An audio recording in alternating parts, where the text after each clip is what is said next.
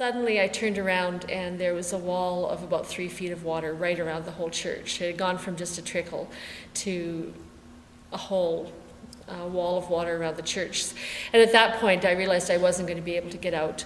And so the phone lines were still working at that point. I had some conversations with my husband, made some plans, let him know where I was, and we started talking about what the highest point in the church was, and figured out that it was this ledge right here at the back of the sanctuary was the highest point. And we've been up there before. We often get up on ladders and put decorations up there, and so I knew that I could get up there. So made the plan with him that if needed, I would crawl up there. And so watching the water around the church, and it started gradually coming in, I picked up the computers and some water and some granola bars I had around, and all the prayer shawls I could find to use if I needed something to keep me warm, and headed up to wait out the flood up on the ledge. And so it was probably about noon when I went up there, and got up and then realized that I needed to pull the ladder up with me, because not knowing how high the water would get, if it got too high it would sweep away and then I'd be stuck up on the ledge.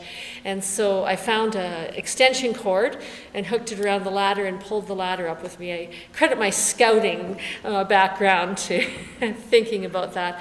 So pulled the ladder up with me and then sat and just watched. The water came up about 2.5 feet throughout the whole church, and it was probably about 5:30 when it reached its highest, and then it almost immediately began to recede. And I could hear it flowing out the front door, and I think the eeriest part was listening to all the furniture start falling over and collapsing through the night. But I had made myself sort of the goal that I wouldn't leave the church until the water was down till ankle depth, because I could just see.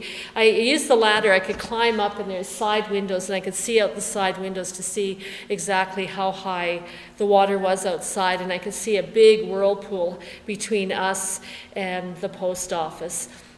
And I knew that it was safer inside than outside at that point. Unfortunately, I had no cell phone service to talk to anybody, although it was fortunate in that I didn't know what was happening in the rest of the town. I think I thought my family was home watching a movie, having popcorn, waiting for me to get back the next morning, and had no clue what was happening till I got out the next morning. But I'd promised myself I wouldn't go out till it was ankle depth, and so watched, and it was dropping all evening, but it was still very fast and furious.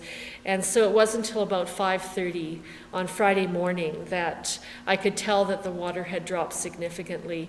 And so then I put my ladder down, crawled down, and gathered a few things, and then started walking out, and then started witnessing. It just looked like bombs had gone off with all the windows blown out, and so I sort of judged which way was safest to go. I headed down toward the funeral home, and it wasn't very long before I was out of water going that way, and found someone driving by, Bryce from the hospital, who stopped and picked me up and took me to my side of town, and that's when I started realizing how extensive this was.